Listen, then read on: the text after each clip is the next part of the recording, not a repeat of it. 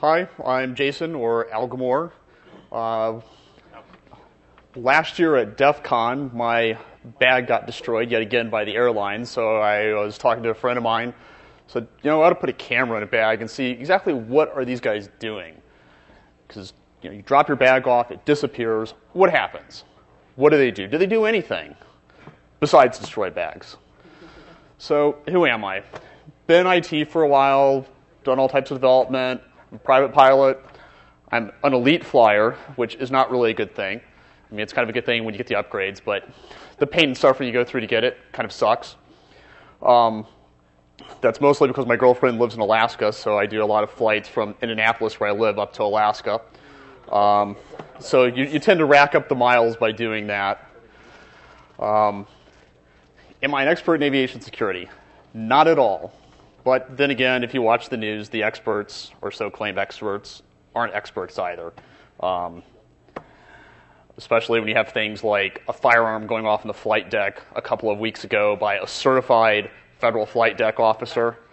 Now, I'll explain this one. And not just going off on the flight deck, right? It goes off on the flight deck during landing. What was this guy doing up there? He's supposed to have sterile cockpit, supposed to be all professional. Now, granted, I know the commercial pilots, so they're not really professional, but still, I mean, how does a firearm go off up there while you're landing? So, I kind of briefly mentioned when I was starting why Bagcam. I absolutely despise security by facade. That's what most security is, in my opinion. That's definitely what airport security is. I could deal with the inconvenience of security if it actually made a difference, if it was making our flight safer.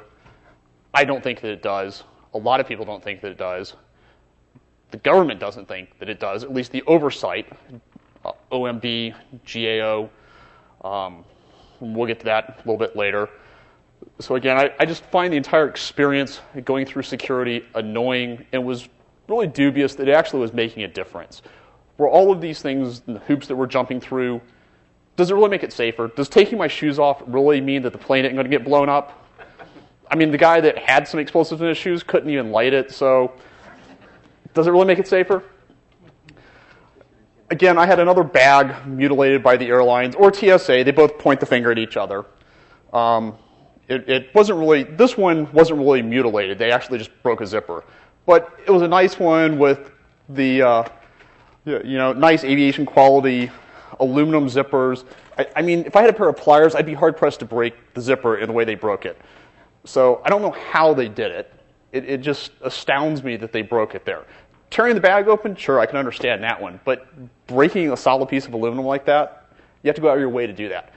So again, I was curious, what's going on behind the scenes there? Are they actually doing something serious to inspect my bag, and that's why it's getting broken? What's going on back there? Is there anything going on back there?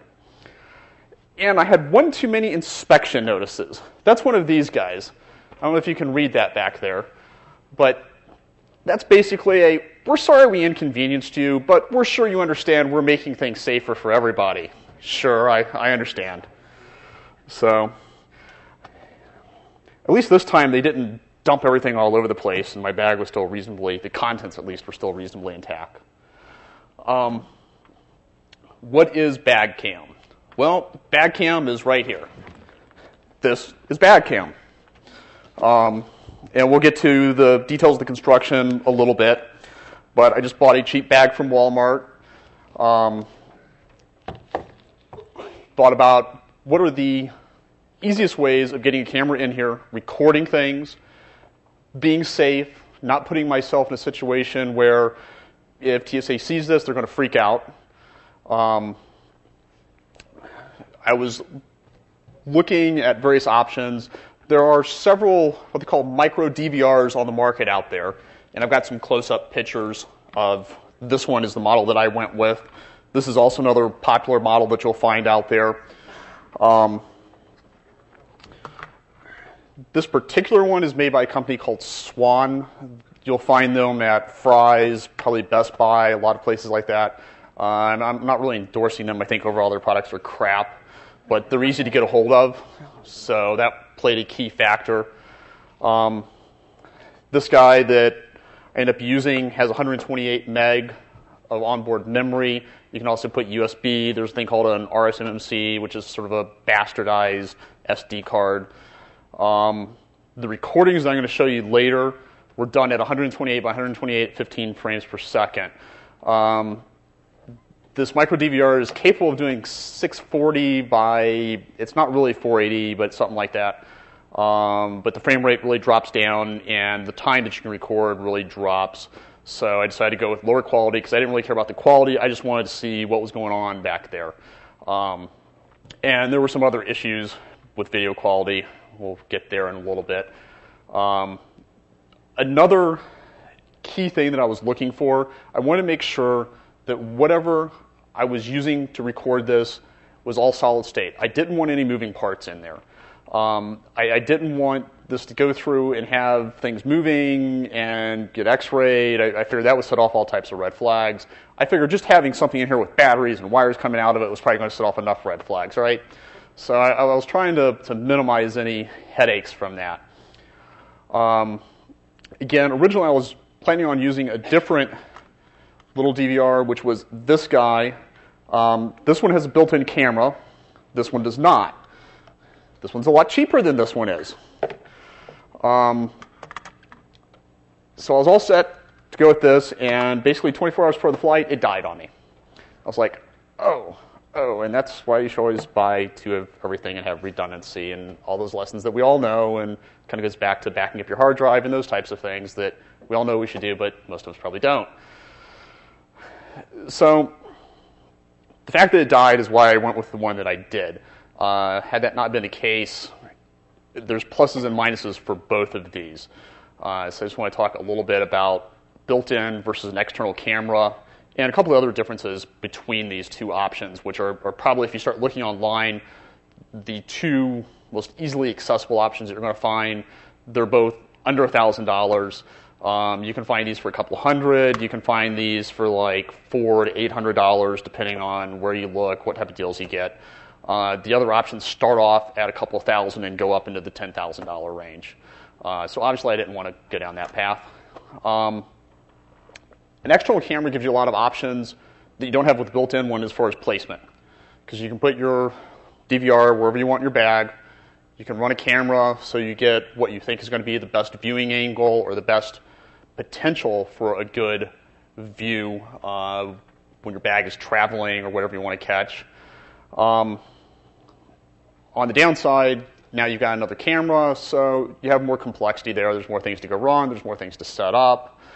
There's more things to manage, right? So it comes down to a complexity with a little bit of added flexibility versus some simplicity.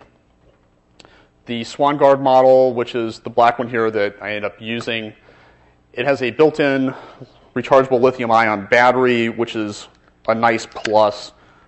This is the battery, so it's kind of like a cell phone battery. And basically in the power savings mode, you can get 24 to 48 hours of recording time on this guy. Is this the battery that they're planning to ban on flights now because they're so dangerously exploding? I don't think so, because if they do that, then you wouldn't be able to take a cell phone on board a plane. So this is essentially a cell phone battery. Well, true. My point there is it's no more dangerous than the bombs that we all carry around in our pockets every day, right? It's kind of funny. A couple of days ago, I get home, and there's a UPS notice on my door, and I'm like, what the hell is this? I don't remember ordering something. It's possible I ordered something. I forgot about it. So I finally get around to picking it up yesterday, and my cell phone company sent me a new battery. Didn't even ask for it, with some notice in there. It's very rare, but under rare circumstances, these batteries overheat. So we're just replacing all of them free of charge to everybody. It's like, okay. So yeah, there are some issues with lithium-ion batteries. I don't think that they're going to outlaw them on planes. I mean, it's worthy of discussion, but from a practical standpoint, I just don't see it happening. So, and by the way, feel free to jump in with any questions you guys have. And again, the reason that I selected this one was, well, my first choice died the day before. So made the decision real easy. So there's a close-up picture of it for you.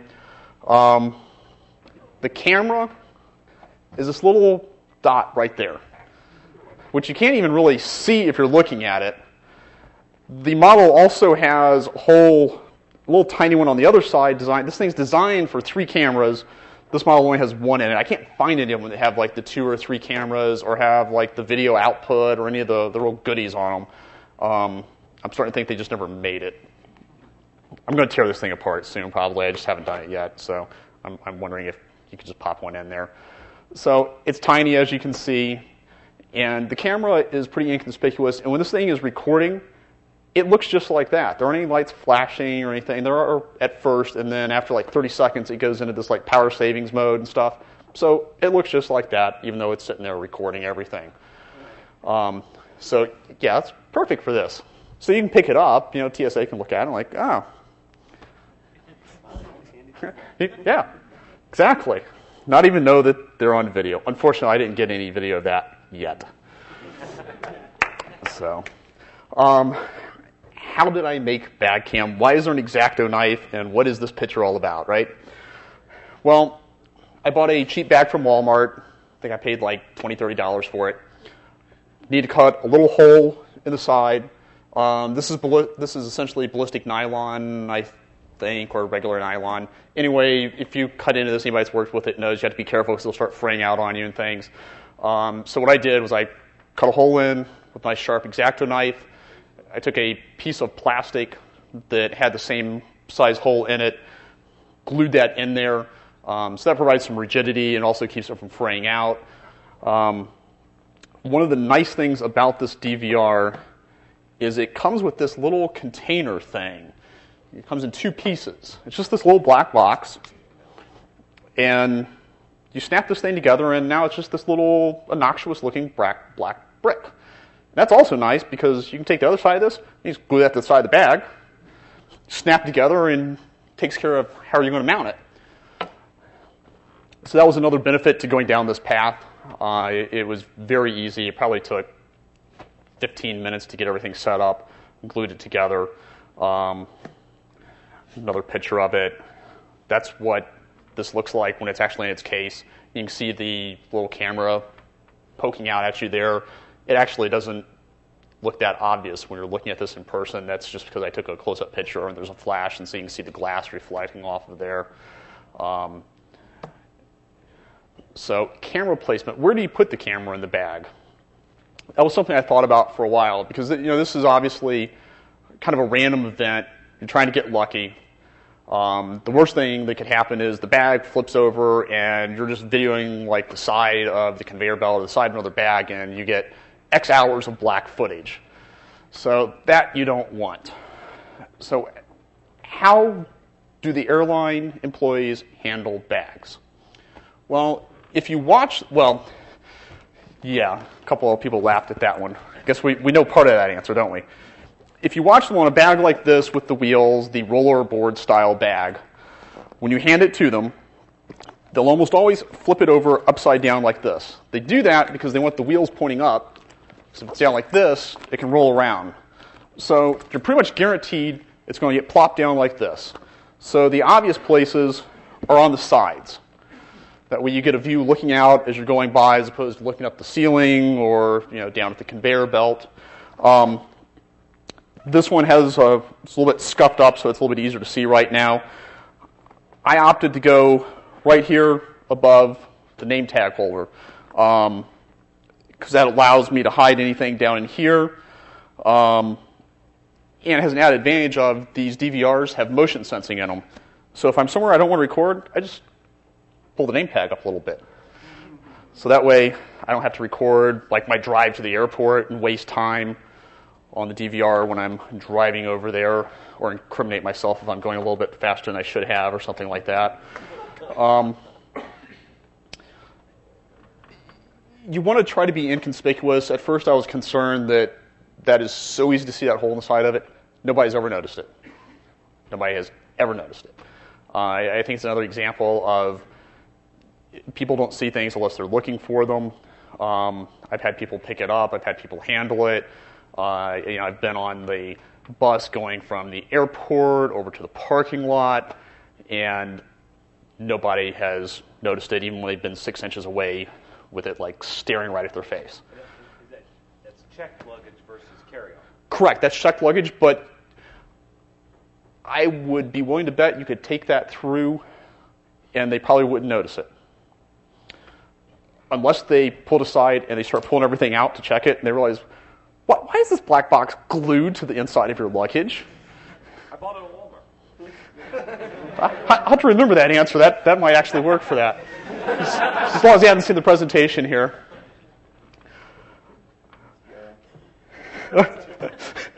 That's a good answer as well. For those of you that couldn't hear it, the response was it's DRM. So I don't know if that applies for federal TSA employees though. They're probably exempt from everything. So this is a picture of the inside. Nice advantage of this. I don't know if you can see, but down the middle, the lining zips open. How convenient for me. So this is zipped open. You can see the inside of it. Kind of interesting little side note here. So I zip it open. I'm like, what is this over here in the corner? Lift it up. It's like some plaid piece of fabric that they like patched something up in there. Like okay. I guess this is why you don't dig into luggage that much. Yeah. Hey, it was like $20 Walmart. I figured there was 50-50 chance it was going to get seized on the first flight. So I'm thinking this is probably a throwaway. I could care less. If it lasts for a flight, I'm happy. Here I've got a white card back behind it just so you can see the hole. It looks pretty big. It is pretty big. Nobody notices. Plus it's got black behind it when the camera is actually in place. Again, you all know it's there, so if you look at the bag, you're immediately going to see it. Most people aren't going to see it. Some TSA facts. I was going to get to that a little bit later. So that's the construction of Bagcam. Now, one of the other things that I liked originally about this guy was it said, oh, it can save stuff to AVI files. I'm like, great. Well, the problem is you have to use some Windows software in order to convert it, and it doesn't work. It doesn't work on a Windows machine. It doesn't work on a Mac. It doesn't work. It just doesn't work. So I was killing myself trying to figure out how do I convert the files, and the video quality is a little bit lacking just because it's shot at 128 by 128. But it's really lacking because I couldn't figure any way reasonably of getting the files off of there into a usable format. So I had to put the DVR down, play it, and shoot it with a video camera. So, yeah, I mean, I kind of earned a schmoop ball for that one. So it's kind of ghetto, but it does make it easy when the bag gets flipped around to just rotate the camera like this. So it made some of the editing a little bit easier. Ghetto is the word, though. Again, I like to emphasize we're kind of focusing on the content of what happened and not the quality of the video. This isn't a presentation about the video quality, right? I probably should put a slide in there about that, maybe. So let's take a look at some of the video here. Yes. So, and I'm including all the information on the side just so you can see where it came from, plus just shooting with the video camera. So how does that look back there? Can you guys tell that's a person, or do I need to shrink it down a little bit? Yeah. Right. So this is standing in line. I don't think we've got audio on it, but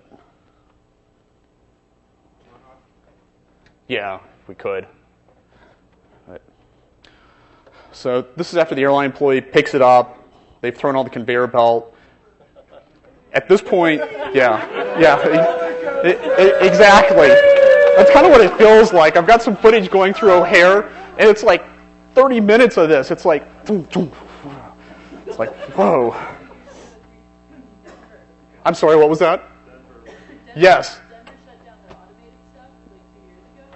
Right. Well, that's one of the things that has surprised me. I'm not going to bore you with 10 hours of footage here, but I'm thinking all this stuff is going to be automated, right? No, it's almost all manually done. Because I was curious, how do they do this in an automated fashion without just completely botching it? They don't. That's the answer. This blackness here, you can see we're kind of inching forward a little bit. That's actually where the bag's being x-rayed. And I got some footage later on where you can see from an external view some of the other ones. So this is Indianapolis Airport. And yeah, so we're going down through some of the conveyor stuff.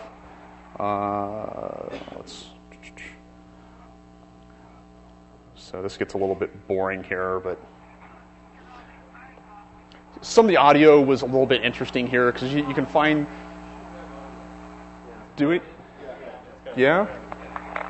There we go. Okay. So that was a person picked it up off of the conveyor belt. That's my great editing software. They're rotating it around automatically for us. So, yes. So. Unfortunately, I haven't gotten any really good footage yet.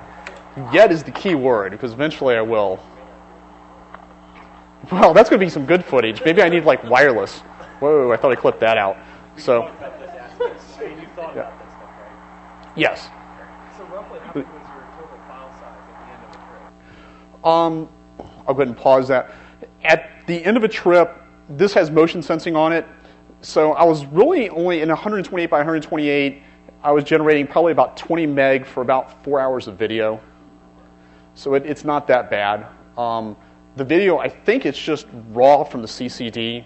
So what I want to do is open this guy up, see what CCD is in it, and then try to just RE the data streams coming back. It's not compressed. It shouldn't be that difficult. If anybody has any experience doing that, let me know. I know there's some people out there that have done that. I have not done that yet.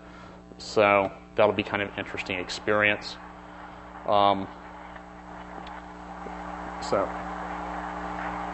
I mean, it's kind of like you're on a ride going through things here. And we should take off again in just a minute. You can see bags continue to go by on the conveyor belt up there. What happens if the bags get sent to these central locations? So it was just picked up. So you can see the person. I'm like trying to get their face so you can see them in there. You got a quick little glimpse. And all of this stuff shuffling around, it's getting tossed onto one of the baggage carts. I thought about that. That would be interesting. That's one of the things that I want to consider as a future enhancement for Bagcam 2. Yeah, well now we're actually in the luggage cart, I think. Yeah, I think we're just staring at the side of another bag there. So, yeah.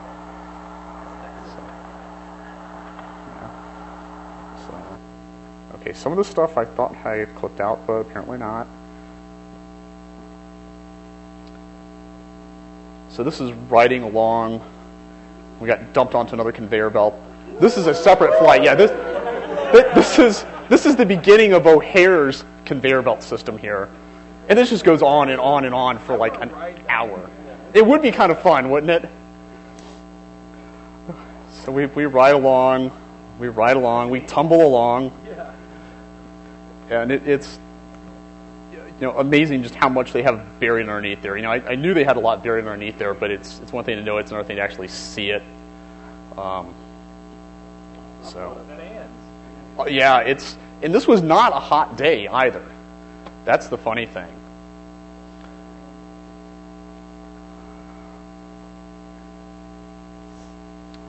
More fans, if you can see them in there. They're not running. They actually are. It's just we're shooting at like 15 frames a second. Yeah, so there you go. Boom. I think somebody grabbed it, I hope. My bag showed up at the end of the trip, so it must have been intended, right? So now somebody's carrying it, and that's back to that same location. So let's... That's another thing that I've considered doing as well. You see this a lot of the video where what happened to my video? Yes, you'll see that. That particular flight was at O'Hare. It took 2.5 hours for me to get through check-in, and then like another hour or two to get through security, so I missed my flight, obviously. So my bag got pulled, and it actually ended up on the right flight, amazingly enough. That was Easter Sunday morning. Stupid me, I thought, it's Easter Sunday, everybody's going to be there, right? No, it was just a mess. It's probably the only other time I've seen an airport that was that big of a mess was when Reagan National opened their terminal up several years ago. I flew through there the second day. They had a situation very similar to Denver. The automated baggage handling and the automated flight announcement information was completely whacked out.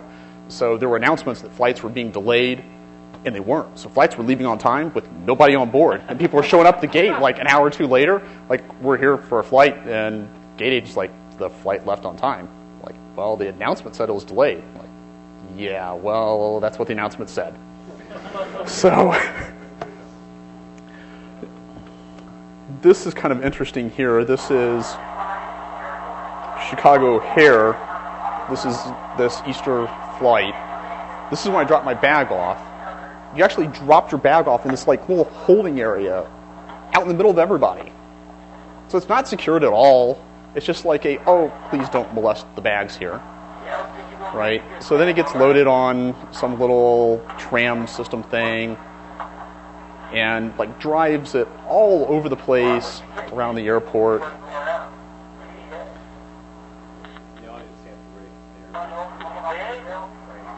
Right. Right. So yeah, you can see people walking around, and so this is checked. Now this luggage has not been screened yet, but still, I'm not real happy that my bag is just kind of like wandering about. Right. I mean, anybody could just easily like chunk. Looks like a neurotic R2. It does, yeah. It really does. It's kind of a brain dead R2, I guess. It can see, but it can't really think or do anything about what it sees. So this goes on for like an hour or so before they finally get it. So now you can see we're back up where I checked in, right? It's like, could I just drop my bag off there? No, apparently that's not how the system was working that day. Exactly. So and I think in a couple of seconds here we end up on the conveyor belt. Hopefully, if not, I'm going to forward through this and take us to the areas where things actually get loaded on the planes. So, yeah, there's a nice. So that partially answers the question: how does that happen to our bags? Right there, that's one of them. Okay. Yeah. We just got squashed right there. So. You know, I know a girl that actually works as a baggage handler, and these girls are in shape. I mean, you want to... Well, good point. So I think here, who knows what happened to us at this point. We're staring at the side of another bag. You know, yeah, it's... Most of the airport's a black hole. So here we go. We made it onto, like, the chute. We're almost into the conveyor belt. Yeah, right. So,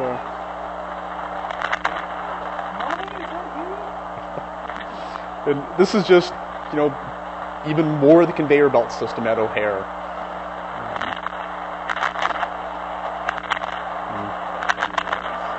What's that? Okay. We have somebody up here who has worked there, apparently. So I guess that means I have to be accurate in what I tell you guys, or I'm going to get caught.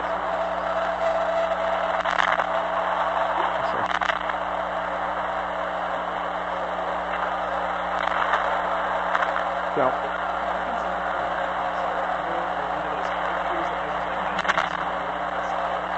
I would like to do something like that. Somebody mentioned the shock stickers, which would be an easy way of, you know, figuring out how much shock I've sustained. And with the camera, you're probably going to know where it happened, right? Because again, I want to try to keep the electronics minimized. I want to try to minimize my footprint and the potential of upsetting anybody or potentially even breaking laws or what people think might be laws. What's that? That's the most interesting aspect of this. Right. What?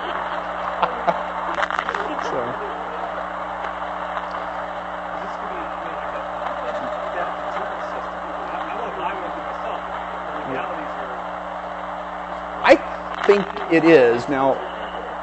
Right.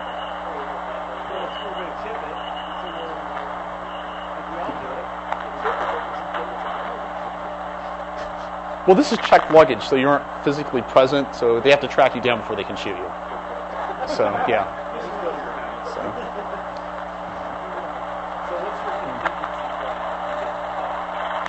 I guess I need to get my passport renewed, don't I?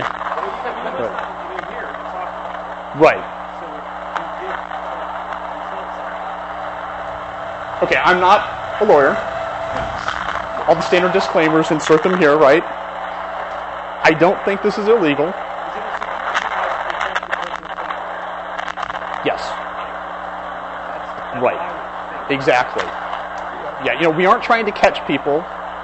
We just want to see what's happened to our bag, track it. The device powers down. It's bag jack, right? Bag jack, right? That's a good one. So, what was that? Well, all you have to do is watch this presentation now. So,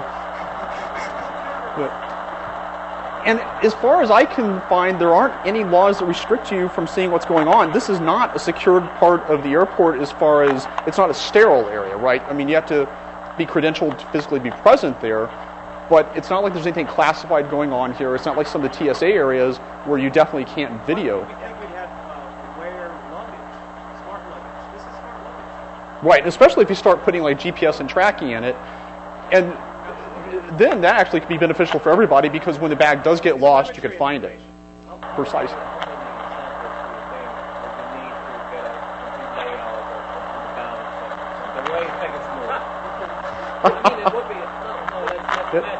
Right.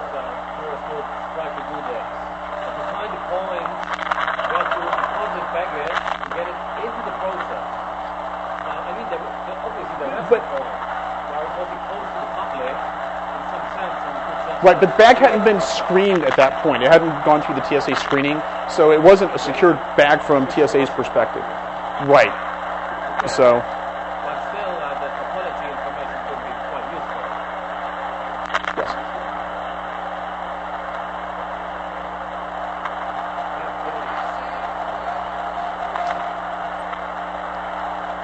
I'll repeat the question for you. I can hear you up here.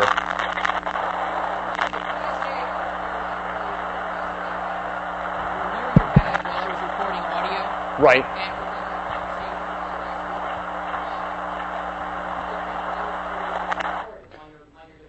Exactly. Privacy that would be illegal. As far as What if you tag your bag and says?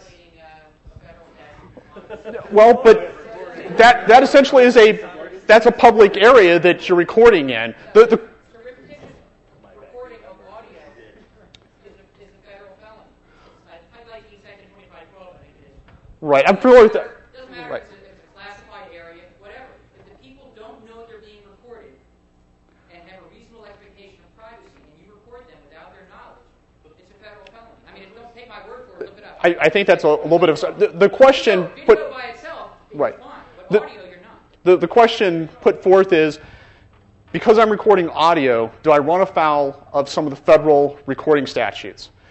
And I'm going to pause this momentarily. I don't think that you do, because I think that these areas fall under basically under the guise of a public area, because we aren't going into It's not public. You can't go back to it.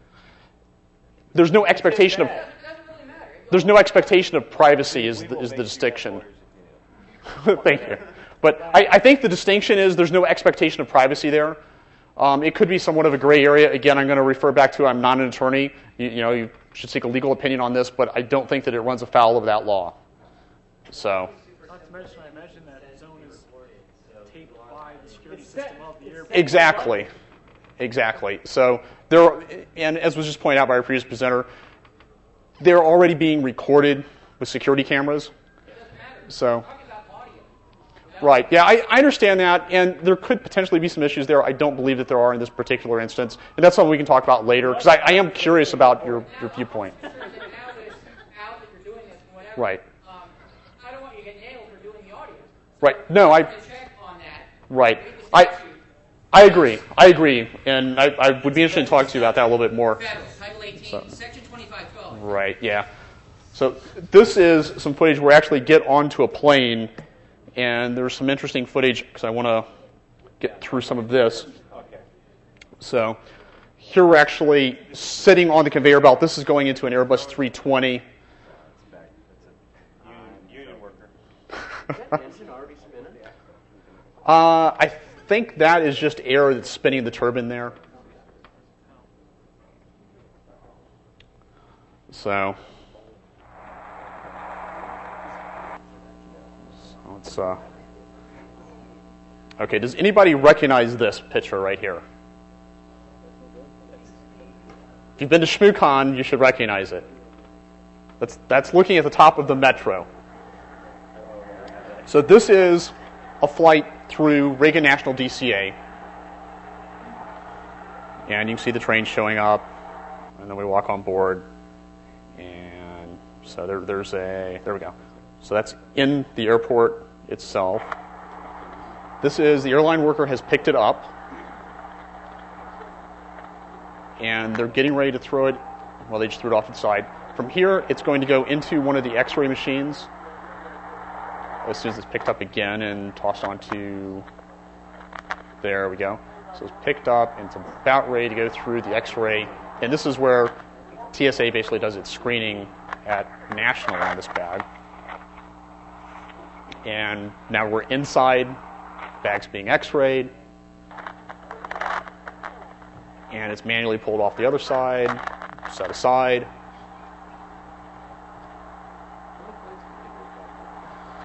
This has been on 4 flights, but there's been about 8 legs, so. Are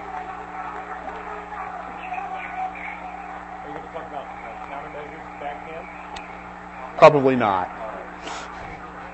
So. And at this point, we're on, I lost track right there, but we're like behind the scenes at Reagan National. The bag's been screened. I think we're at one of the collection points because you just saw another bag slide back in the background there. So I think shortly we're going up on the conveyor. Yeah, so we're going around the conveyor belt here. And I think we're going to hit one of the collection points, which means in a few seconds we should end up on one of the baggage carts and head out to the plane. So we're moving along. There we go. So we just got loaded onto one of the carts. And coming up in a little bit here is where we get a little bit of interesting handling. This particular flight was going from Reagan National to, I believe, JFK to Indy.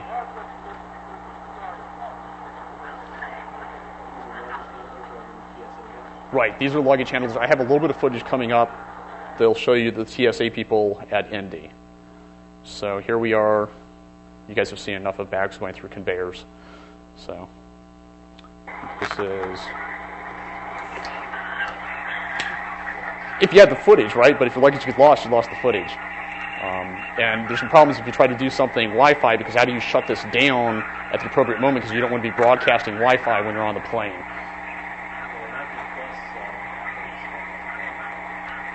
Really? So here we are. We're getting loaded into the plane. I think this is an Airbus. This is an Airbus 319, which is kind of funny because that's going from DC to New York. The 319 is a long-haul version of the 320. It's what I fly up to on when I go up to Anchorage.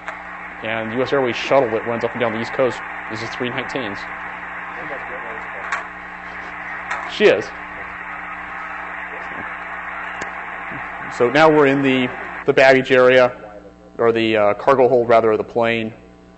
And I think at this point we've landed, I think this is in New York, and we're getting offloaded. I think we're looking out of the cargo hold of the plane right now,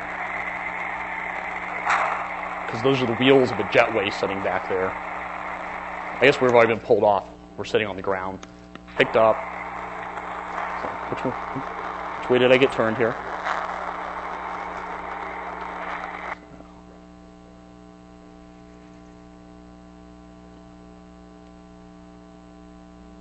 I was looking for some of the interesting.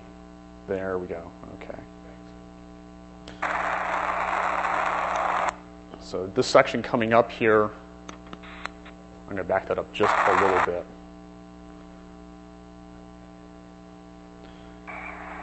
This is going to be getting loaded onto the flight from JFK going back to Indianapolis.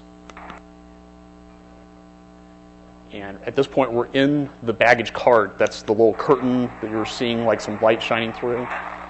That's the side of another bag right there.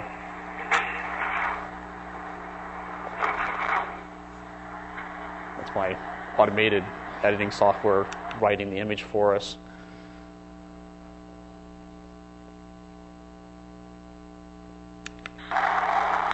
And shortly, you'll get to see what I call the turbo conveyor belt for baggage handling. It's even better than that. They got tired of the conveyor that goes into the plane. It was a little too slow for them. So, yeah. So, okay, so here's the bag. We're inside the cargo hold. This is another Airbus, I believe. So,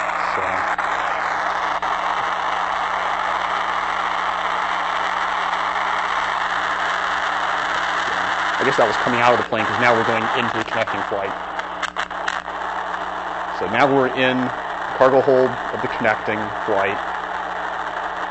And this is one of those situations where it finally worked out and we're looking perfectly situated, and it gets even better because the handler moves the bag for me. Thank you. So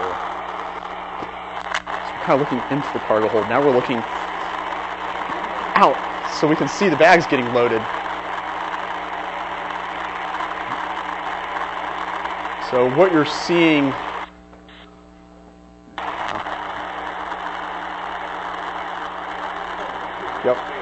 Yep.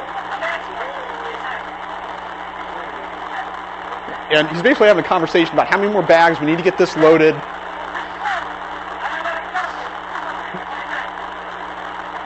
And remember, this is New York, so it's a little bit animated as well. So that made it kind of a nice one to actually capture.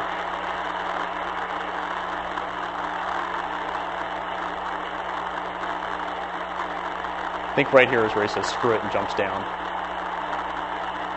And then you'll see the baggage loading process speed up dramatically.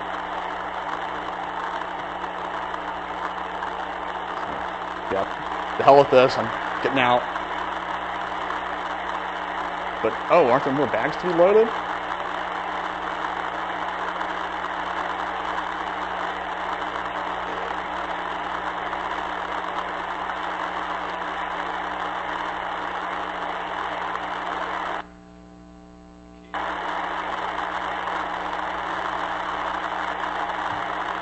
Should see it here in a second. Okay, maybe it took him a couple minutes longer than I thought. There we go. Yeah.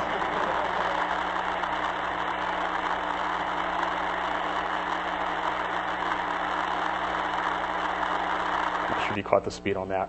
So let's.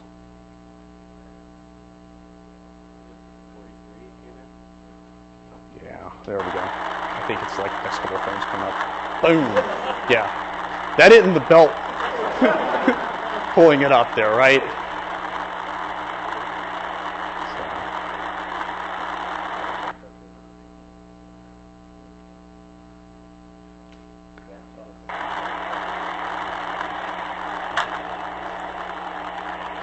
Let's see, I think that one needs to go back up there somewhere.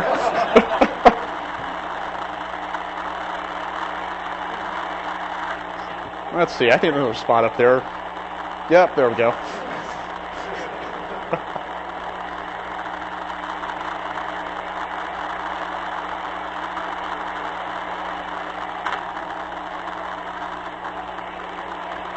And at this point, it's pretty much loaded. So there's a couple more bags get thrown on. You can see them close up. There's a drape that they put over the cargo hold door. You can see them latching right now so that when you're in flight, the bags don't fall against it. So when they open the door up, the bags don't fall out on them. So he like latches that up. And we're basically done there. And let's see.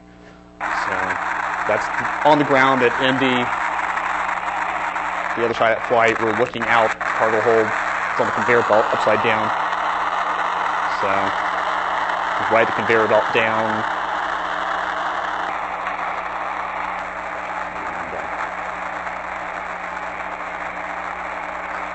There's not really anything else interesting on that part of the flight. It gets on some conveyor belts.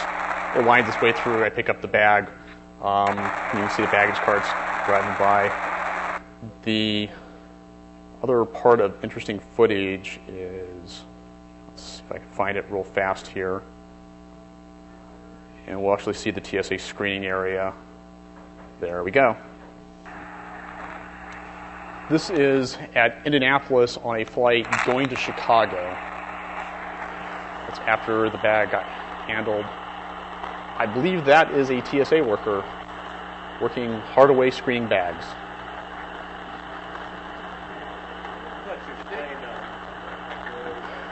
And these white boxes that are really like burning the video there are the x-ray machines that the bags go through.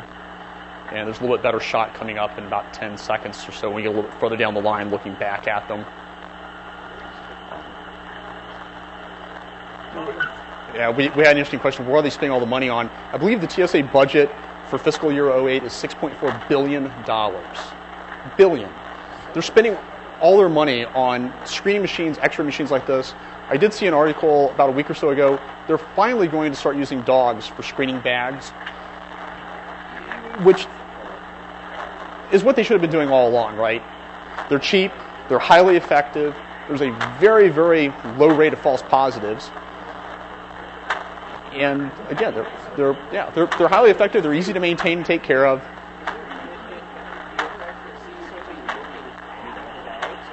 I have not caught that yet. About 15 to 20 hours. Yeah. So enough that I would have thought I should have seen some inspection, right? Probably. No.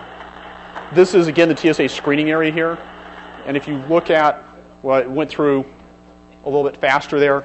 But this round circle here, this is a large box. And there's a ramp that goes up. They x-ray it. There's a ramp that comes off of it. And there's like just a bank of those things. That's where all the money's going, is for those machines right there. Who makes it out if people don't know how to use it? Well, it's just... Most of them are GE, yeah. And that, again, is just more footage of the area out there. The machines are good. They do what they're advertised to do. They're outrageously expensive. They're horribly inefficient. I mean, you saw, how quickly the bags are going through, or more appropriately, I guess, how slowly the bags are going through.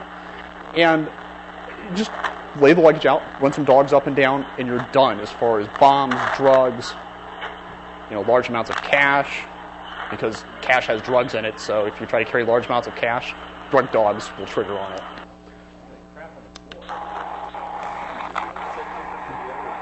I was resisting that comment.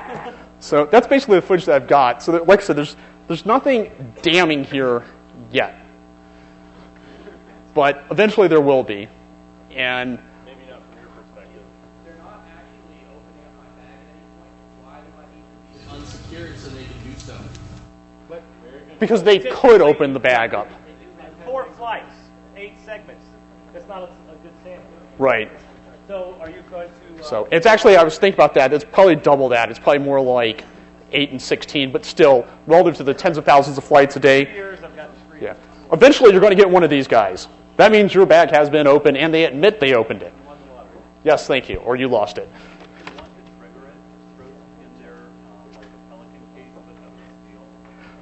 Well, yeah, I'm getting some recommendations on if I want them to pull my bag aside. There's lots of ways to get their attention. One-way flights. Right. Yeah. Well, one of these flights was booked that day, 2 hours before it left. I thought that would get it. It didn't. I didn't pay cash. I'll pay cash next time. It got me random. It got me random screened. Right? They wrote the S's on my ticket. I think it was only 3, so maybe I could have gotten out of that. I don't know. So yeah, there's lots of ways we get their attention. I was really trying to be low profile on the first few flights because I didn't want to get flagged immediately, have the bag seized, and not have anything to show for it. So I was kind of curious what was going on, and it's even more boring than I thought. That's the answer. I was expecting to see something, and I really didn't. Yes, question in the back there, please. Were your bags ever PPBM, positive passenger bag matched? Were my bags put through the positive passenger matching? I can't remember the exact name, but basically, your bag can't be on a plane if you are on the plane. That used to only apply to international flights. That applies to all flights now. And I couldn't see where they were doing that. The only place that I could see they might be doing that was when they're actually loading the bags on the plane, but I don't think that's a TSA function. I think that's an airline function, is who's actually handling that based on what I've observed. Because when they actually load the bags, a lot of times they scan the barcode as they're putting on that conveyor belt.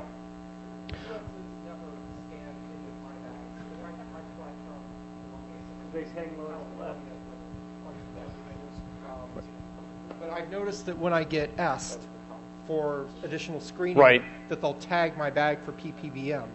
If I don't get asked, they'll actually. That's interesting. For those of you that didn't hear that, what he said was he takes a short haul flight a lot, and when he gets pulled aside or tagged initially at check-in for the additional screening, they tag his bag for positive bag matching, PBM. And I was under the impression that was supposed to be done for all bags now, but maybe that's not the case. PPBM is mandatory for all international flights, but it's not mandatory for local or national flights. Domestic flights. It's been required for international flights for quite a while. And it was required for domestic flights during certain periods of time and certain security levels. And I thought that remained in effect, but maybe it has not. I'm not certain about that. And I'm running over a little bit. I had a little bit of a late start, so I don't know if the next presenter is ready to get up here or not, or if I can continue to take questions. Okay. I haven't taken any questions from over here. There's a light over there, so if I missed anybody over here, last chance. That's the TSA, man. Oh, we have a question in the back there. And all the times you've put your camera in your bag, has it ever been knocked around so hard that it's actually became dismounted from the bag? Yes, very good question. So again, the question was, has my bag been knocked around so hard that it was knocked out of its mount? Again, this thing fits in this like clamshell thing in there. Now, when I put it in there, I take packing tape and I wrap around it. It turns out it wasn't the airlines, though. It was turbulence. It was one of the most turbulent flights I've been on. It was one of those flights they wouldn't even let the flight attendants up. It was pretty rough. So, and I got my bag and I'm like, looked at my little hole there for the camera. Like, my camera is not there. That was one of the first flights that went on. So I got some footage of it getting loaded in. I was like, ah. So that's why there wasn't really any footage going into DC, but there was footage leaving DC.